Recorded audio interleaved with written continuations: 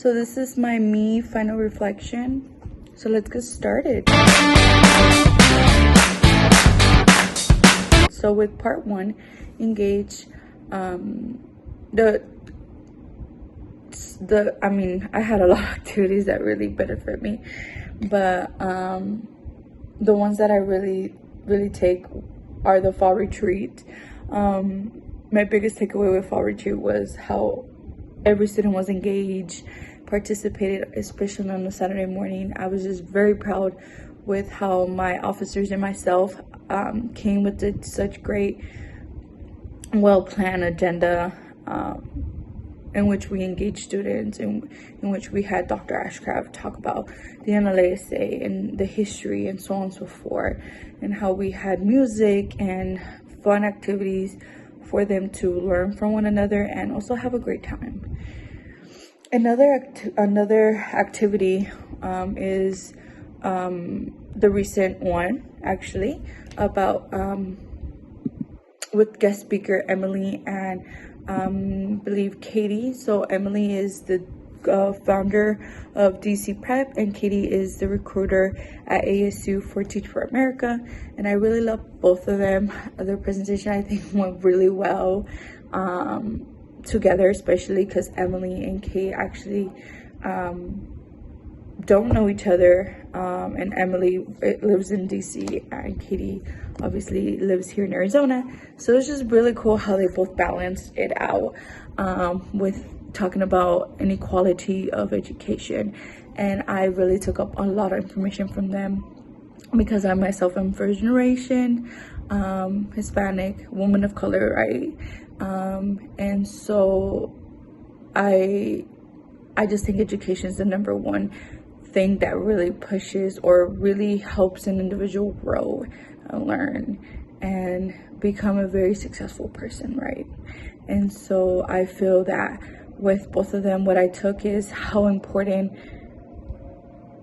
is education everywhere, and how unfortunate certain states don't think that education should be given to all, and that because the way you dress or because the way you look, you have certain privileges for it. And sadly, that's how our world is, right? Because of how you looked or how you speak or how do you define yourself determines a lot of stuff.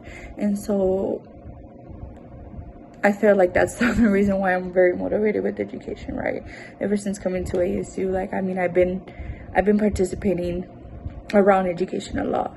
I mean, working for Trio, participating for Sparks, the EOS program. I mean, it comes to a point where after you really involve yourself in communities where the lack of knowledge of what secondary education means,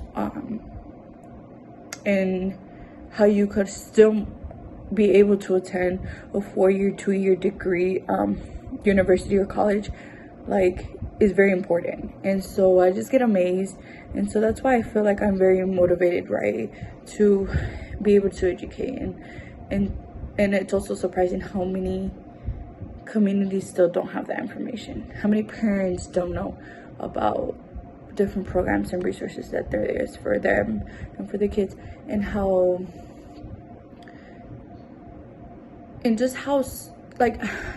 don't know, I'm just overall overwhelmed with, there's so many things, and it's hard to reach out to a lot of the communities because there's more than just one community that doesn't have that resource. So anyways, I could go blagging about education, but I really love those two. I myself been thinking of participating or doing an internship with Teach for America, so I'll definitely reach out to Katie on that. But I am very proud and very passionate about education for anyone, and I believe education should be a free and open to anybody, with no matter how they look, their ethnicity, their background, the way they dress, what they believe in. Education is a power to the future. So that's what I'm gonna leave it at. And then let's go to part 2, which is apply.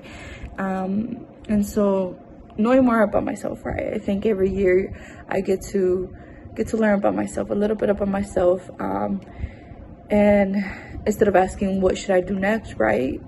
Because now things are very uncertain, especially with a pandemic that, gosh, we didn't even know was gonna happen, and it was gonna unfortunately break a lot of families down and have a lot of people pass away from this crazy disease or whatever virus. So who am I? Such a great question, right? We never really think, or we never sit on a daily basis and ask, who am I, right? And so I just tell myself, if just somebody were to ask me who am I just say I'm a future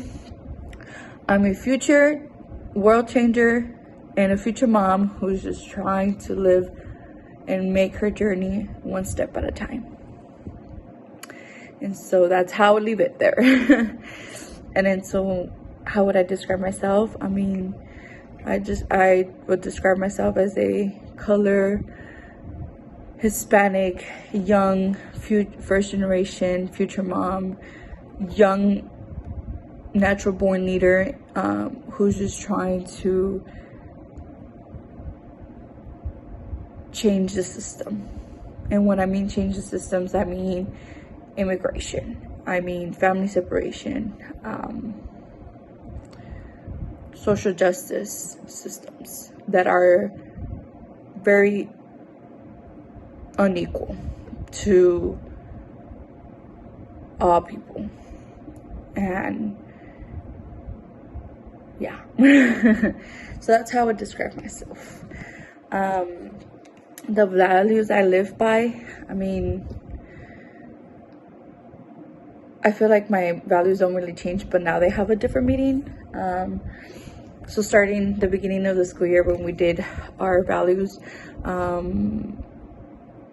there were family and career. Those were the only two ones that I came down with.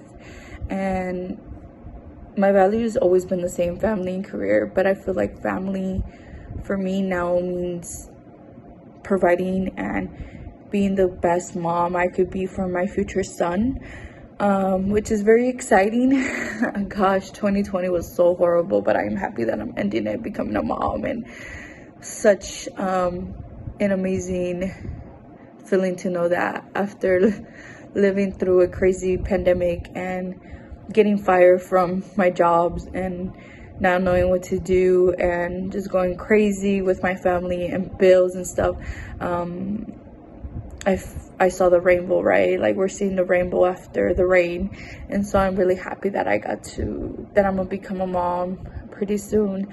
And so for me, like I said, family just means my partner, my son, and being there and providing for them 110%. And career, of course, my career is very important. Without my career, I wouldn't be able to do so many things. I wouldn't be able to provide the best home for my son, bring in, money to pay bills, and just have a established environment, right? And just grow and be a successful young leader, a world changer for my family, right? And for other families. And then, so why am I here? I mean, I feel like I have a lot of reasons why I'm in this world. But overall, I feel like I'm here because people and I believe in myself and the potential that I have to run, or to grow, I should say, to grow, and to learn from people who are already in places that I want to be. I feel like I'm here because I feel like I'm a sponge.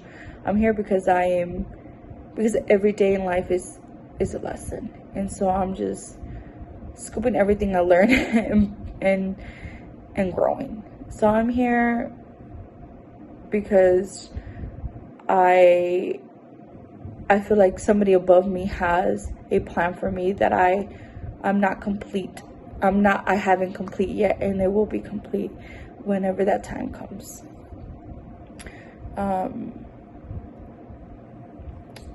So yeah. But last question says, how would you have a conscious awareness of yourself, your values and beliefs influence your leadership now and in your future? I think we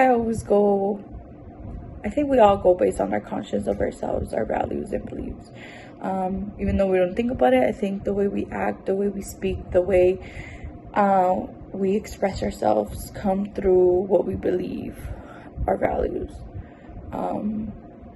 and just knowing who we are.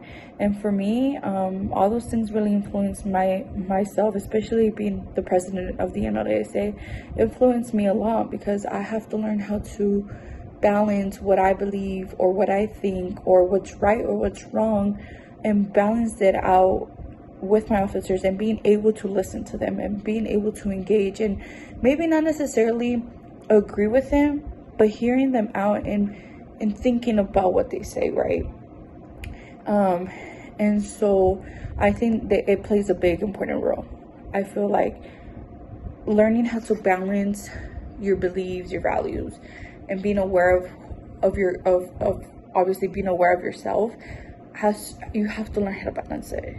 I feel like you don't want to put too much of your personal stuff, personal beliefs or whatever onto a group environment where everybody's sharing, and it's not, think about it like politics, right? We don't really talk about politics because we all have different views, different positions, different whatever. And so when you bring it up, it's just, it becomes to this big, huge issue that then co-workers or just overall people don't start getting along after they had a great friendship, right? And some people don't know how to fully balance that out or set boundaries between this is work and this is family, and we don't mix them. Like, you're my friend, but I'm also your boss, you know? And so learning how to not mix those stuff around. But I feel like it influenced me a lot in my leadership role and in my future. Like, wherever I go, I have to learn how to balance what I believe and what I think, and sometimes put them not necessarily on the side, but have those behind my head, like, of what I think, right? And share and speak up, but with the respect of agreeing or disagreeing with another person. But that is what I would say really influence my leadership and future, and how it really does influence me a lot, especially now since to become a mom. But other than that, this is my final reflection me video. I hope you enjoyed, and I'm very proud of how I have grown, especially in a virtual environment, and how I will continue to grow as a student, as a mom, and as a future world changer. So thank you.